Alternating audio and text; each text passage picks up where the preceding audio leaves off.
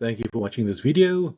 My name is Advocate Muhammad Abduroaf, and today's topic is the issue of domestic violence. I received an email from a lady specifically stating that her boyfriend has been sending her funny messages, insulting her, embarrassing her, and at the same time, in the past, he has also lifted his hand at her. So he was physically assaulted her. I never received much information regarding that, but she wanted to know what can she do to protect herself from this happening in the future. The long and the short of the matter is no one has a right to emotionally, physically, psychologically, or in any way abuse you, despite you being married to that person being your parent, your brother, your sister, your child. There is no right that that person has to perpetrate domestic violence on you.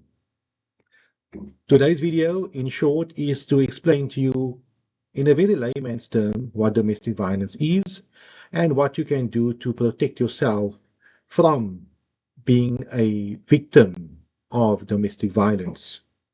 In short, domestic violence relates to emotional, psychological, physical abuse, harassment, and various other types of abuse between people who are in a domestic relationship.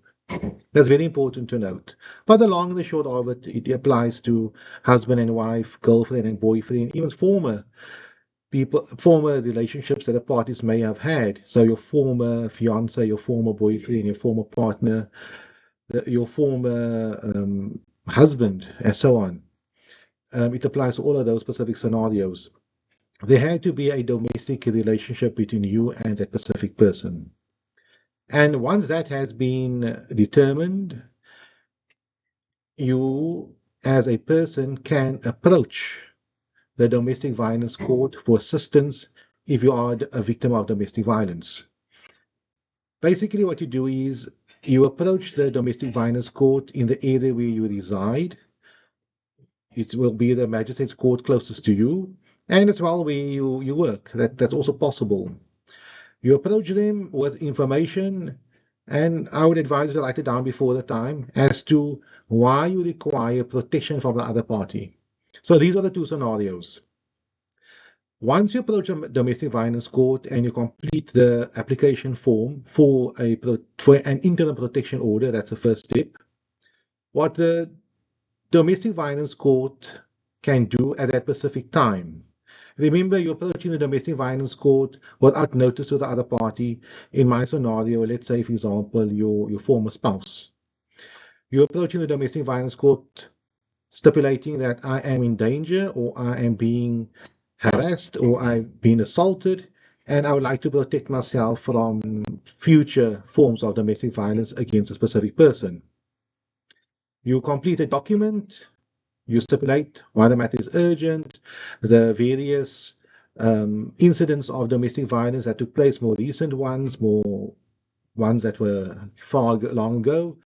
And if you require more space in your documentation, in your form, you can provide additional documentation, additional pages, and complete it, and so on. But that's your application, which will be looked at by a magistrate in his or her chambers in the office. And the magistrate will now peruse and look at your application and see, whether or not you require immediate protection from the other party.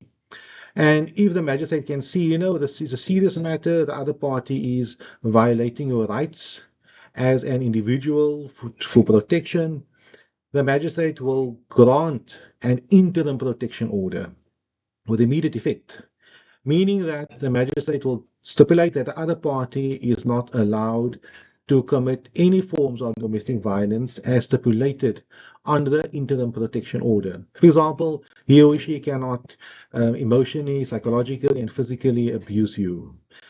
If the other party does do that, he or she is in violation of the court order, and they can have that person arrested immediately and brought to the court. So that's one scenario where you apply to the domestic violence court on serious allegations, or at least the domestic violence court magistrate believes the allegations are quite serious and they grant you an interim protection order. Now, on the interim protection order, there will be a return date, a date whereby you and the other party will have to reappear at court, where the court will listen to the other party's side. If the court, after looking at your application, says, this matter is serious, but I do not believe that it's so serious that I have to provide or grant an interim protection order. Maybe, for example, it could have been harassing emails, something that's not so serious that you need protection now, as opposed to assault, physical assault, verbal abuse, and so on. I'm just giving you a scenario to understand. But there is some form of domestic violence, but it can be resolved at a later date. Or you can block the person on WhatsApp, and that should resolve the matter at that specific point. That's the court's view. Then the court will grant a return date whereby they will not provide you with an interim protection order, but they'll provide you with a court date for you and the other party to appear back in the domestic violence court, and the matter can be resolved. And the last scenario would be the court says, I don't see any domestic violence here. I see there's some issues between the parties, but no form of actual domestic violence. For argument's sake, I'm using a fictitious example. You were the one that went to your former partner's work. You were the one that called him out for doing A, B, C, and D, and then he shouted back at you and swore at you. For argument's sake, that's not allowed. But the court looks at it from a scenario whereby you were the one that caused this type of domestic violence, whereby he swore or shouted at you. And the court believes that, there's no merits under these circumstances because you caused the scenario. But that's my fictitious example, and each case is different. Once the parties appear before the magistrate together, both parties get an opportunity to state their case in a trial format, whereby the applicant will go on the witness stand and will testify. The affidavits previously presented can be used. Documentation, witnesses can be called, and so on. And the other party will get the same opportunity. There'll be cross-examination where parties can ask the other parties questions, etc. The court ultimately want to determine whether or not a final protection order should be granted, whether or not this person requires protection for the future, because domestic violence has occurred, and the question is, will it occur in the future? For argument's sake, let's say you approach the court on something that happened 5 years ago. You can do that, but for the last 4 years, you have not communicated with the other party. You aren't involved with the other party at all. Life went on. Now the court will say, but you do not require a protection order because nothing happened for the last 4 years, and the court cannot see anything happening in the future. You have no children together, you live apart from each other, the last communication was 4 years ago, and there's no need to have communication.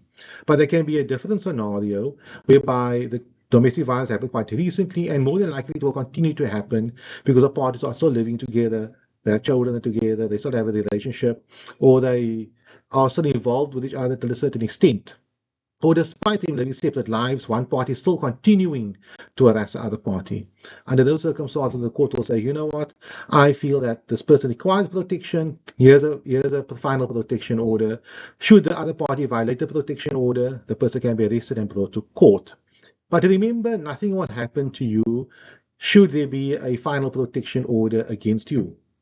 So for argument's sake, should the one party have a protection order against him, he's not allowed or she's not allowed to commit domestic violence against the other party, but he or she doesn't do anything, just stays away and commits no domestic violence or does not even communicate with the other side, nothing will ever happen to that specific person. But obviously, if they violate the protection order, there are serious consequences. Thank you.